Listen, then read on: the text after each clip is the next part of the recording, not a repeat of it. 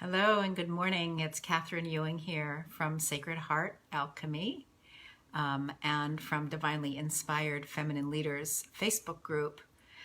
I am sitting here today just basking in a beautiful memory from 15 years ago. But before I go into that story, I would like to share with you something that sort of wrote itself through me this morning. I use those terms because when something comes through me like this, I don't feel like it's me, in my ego mind actually writing this. I feel as though it's just something coming through me and I'm kind of just the vehicle to bring the words into physical form. So I wrote this after pulling a card from the Mother Mary Oracle deck. And if you listened to me yesterday, you heard my story of making a commitment at the beginning of November to pull a card each day for the month. And it's just sort of been blowing my mind which cards have been showing up and the repetition in the cards. So I laughed this morning when I pulled a card that I pulled 2 days ago, because that seems to be the theme. I'm just pulling these same cards, and they are cards that I had not previously pulled from this deck. So it's just sort of interesting. And the theme is mostly about trust and surrender, and the sacred alchemy of the heart, which, of course, with a business called Sacred Heart Alchemy, that has some particular meaning and relevance for me. So this is what came through this morning. In order to create space to grow out of a past that is too small for your soul's future, you must crack open and break apart. At times, it would feel like you're cracking up and breaking down, perhaps never to be healed or to be yourself again. It can actually feel like you're dying, and you may be afraid that you will never be repaired or be healed. But the point is not to be repaired or to return to your old self, your old familiar self. What would be the point of that? The point is to break down old beliefs and paradigms, to break open your heart, and to break through to new levels of conscious awareness and your new expanded self. You will most likely not physically die, but your ego will suffer a sort of death, as it will actually have to release its death grip on your old personality in order for you to expand further into your soul's purpose. So that came through this morning, and it feels very relevant for me, as I said, with these cards that I've been pulling all month, this commitment to work with Mother Mary more deeply this month, but also today, because today, as some of you may have seen my Facebook post, 15 years ago today, I stood on the shore of the Sea of Galilee, along with a group of about 30 other spiritual peacemakers and James Twineman. We were there at the end of our 2-year seminary program, the Seminary of Spiritual Peacemaking, to be ordained on the Sea of Galilee, which is in and of itself a pretty remarkable experience. Hey, Brian. And so it's been 15 years since we actually had created an emissary wheel on the beach, on the sand, and as each one of us was taking our ordination, we stepped into the center of that circle. And the 3 key words that were present through the whole 2-year ministry program that I went through were surrender, trust, and gratitude. And we also often talked about transparency and coming from a place of vulnerability. So it's a walk that I have been committed to walking since saying yes to entering that program. It was October of 2003 when I said yes, and January of 2004 when the program started, and it was November of 2005 at the end of the program when we were in Israel at the Sea of Galilee. And there's a fascinating story about how I even came to know about that program, which I'm not going to go into a lot of details here. But what I wanted to say is I thought I was looking for one thing. I thought I was looking for a PhD program. I just felt this calling that there was something more that I was supposed to be doing. I've referred to this as my period of divine discontent, right? Something was stirring in me, and I just, thought that it was a certain thing, sort of linear. Well, I already have a master's degree, so if it feels like something's more is calling me, that must be a PhD. And I was trying to figure out how to create my own program that would, hi Natalie, that would bring in 3 pieces that were very significant for me then and still. And the first was working around peace. Becoming a peace activist. I'd been a social activist my whole life, but I was really called sort of into this journey of peace. I had carried the prayer of St. Francis of Assisi, Lord, make me an instrument of your peace, since I was about 13 years old. And I started going to a Catholic school that was run by the Franciscans, and I just sort of fell in love with the Franciscans and St. Francis. And so that was calling to me, as well as a program that would have focus on the reemergence of the divine feminine. I wasn't even fully sure what that meant 15 or 16 years ago when I was starting my search, but I knew that I was being called into balancing the divine feminine energy that had been suppressed and repressed on the planet, obviously, for thousands of years.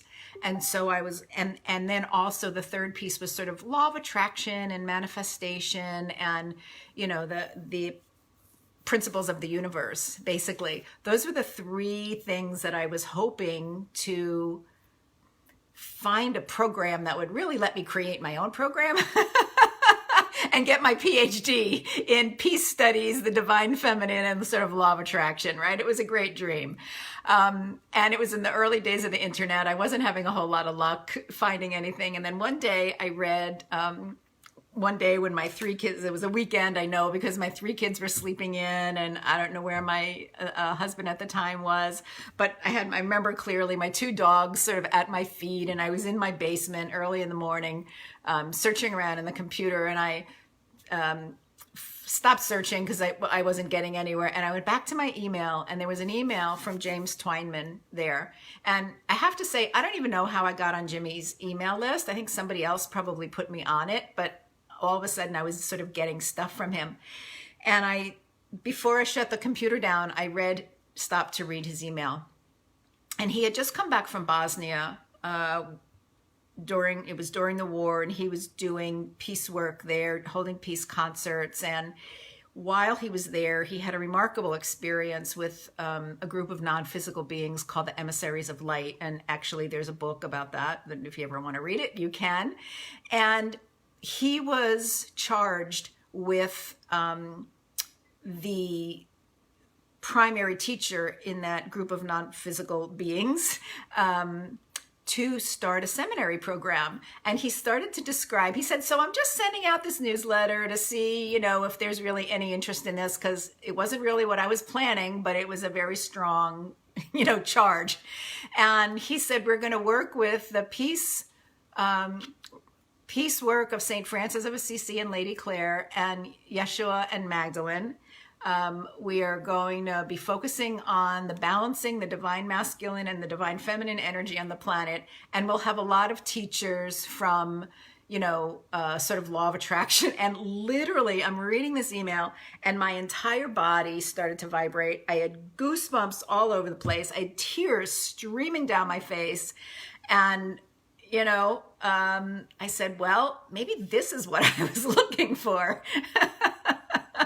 And I remember very clearly at the bottom of the email, he sort of reiterated, I'm just gauging interest to see, if there are enough people who might be interested in this. So if you are, hit reply, and then in the subject box, just write yes. And I just remember typing yes, yes, yes, yes, yes, yes, yes, yes, yes.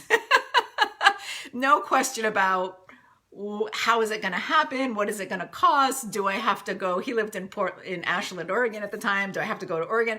I mean, there were just, the details were unimportant. It was so clear to me in my body, right? This visceral response, that this is what had been calling me. And that was October of 2004. And like I said, in January, 2003, in January of 2004, we started the first seminary class for the Seminary of Spiritual Peacemaking. And there were over 400 of us from around the world who had said yes to that calling.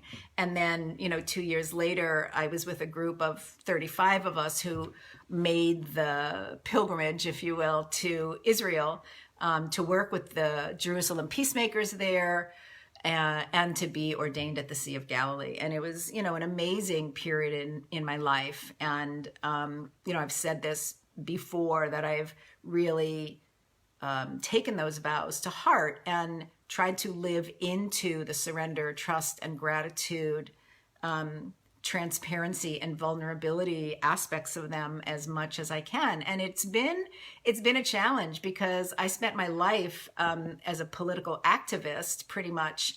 And when I came to understand that in my activism, I was actually pushing against that which I did not want, which only increased the energy of that.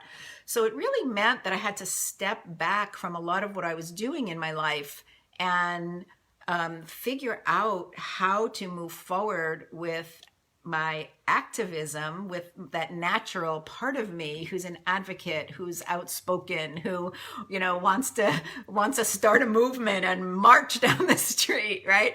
With these vows of a spiritual peacemaker. And it has taken me many years,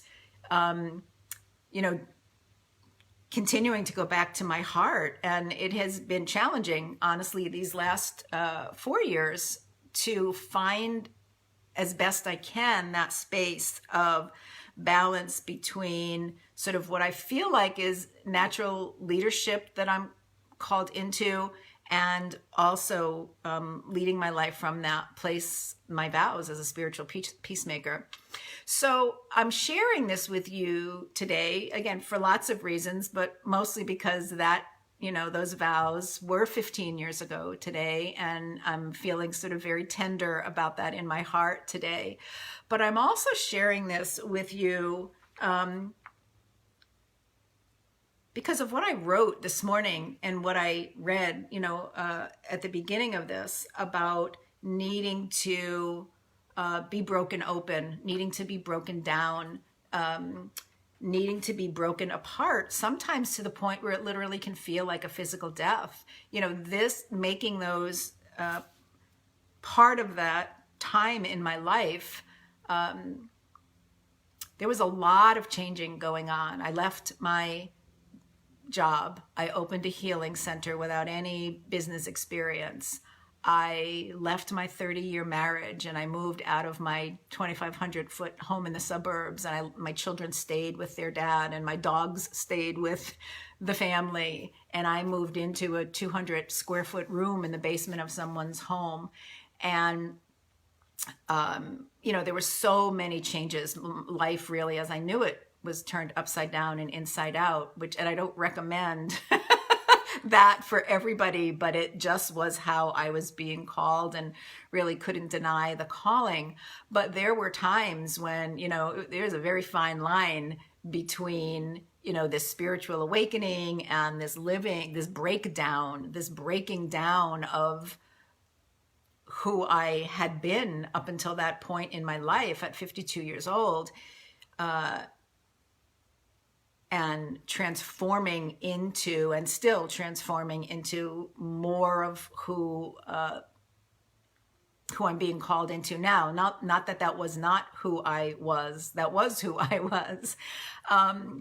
So it does feel like a death when all of the belief systems, the paradigms, the ways we've been living up to a certain point are brought up for being, revealed and healed and changed and transformed. And it didn't necessarily start with my yes to the seminary. It started before that, to my yes, to going to a class on hands-on healing. And it was a progression from that point. But somewhere along the way, there was a strong yes, right? A commitment to say, this is how I'm being called forward. This is undeniable.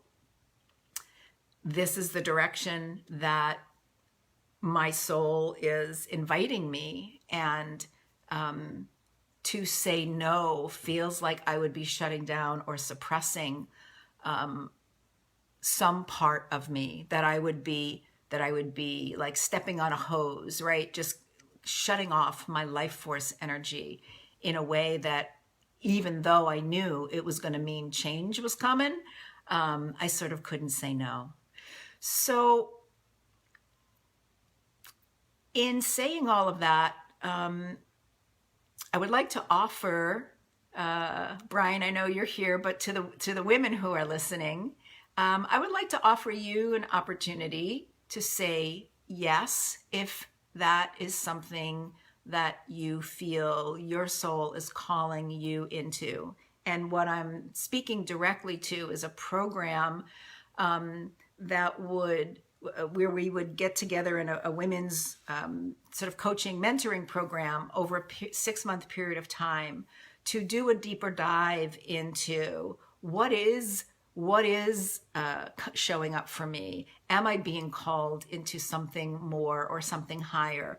Where are the anchors or the blocks or the places in my own belief system, my own paradigm, that may be holding me back? Are there fears, all kinds of fears that might be getting in the way of me saying yes, even when that yes feels like it's the more authentic space for me to be holding? So I'm just putting out an invitation, if you want to explore this, to check out this program. It's called Unleashed. We start next week on the 17th, and it will go until the 20th of April. So we'll move through the end of this somewhat tumultuous year into hopefully some new energy, some lighter energy.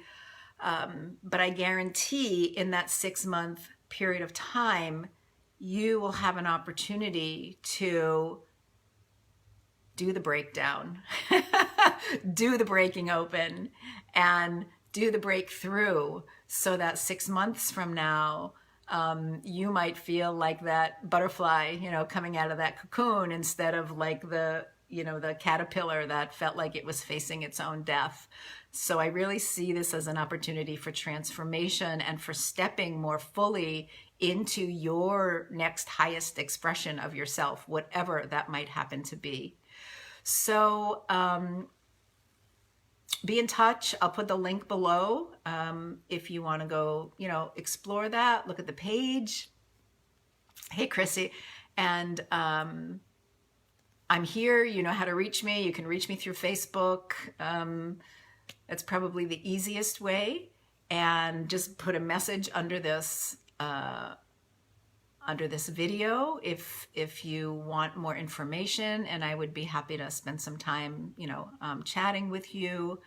But regardless of whether, that's of any interest to you at all or not, I wish you many blessings on this beautiful day, holding you all in my heart as I spend some time today contemplating this, what I consider my ministry. When I went into seminary, it was never my intention to, be in a church or, holding a ministry in that way, but that my work and my presence and my being in the world in this place of surrender, trust, and gratitude would be my ministry. And people who were feeling that, open to that, on a similar path or feeling a similar vibration would notice that and be attracted, and other people might notice that and not. And that's right. That's how life is. It's not my place to convince anybody of anything, but to just do my best each day with the support, in the spiritual realm around me, in my own groundedness and my own guidance to live the best life that I know and share that with all of you. And if you have any interest in coming along for 6 months or so on that journey with me, you are more than deeply invited. And maybe I'll see you there. So have a beautiful rest of your day. It is another gorgeous day here in Connecticut. I hope it's beautiful where you are. And as much as I'd like to get outside and do some hiking, I got to get to work. So blessings to you all. And I'll speak to you again soon. Namaste.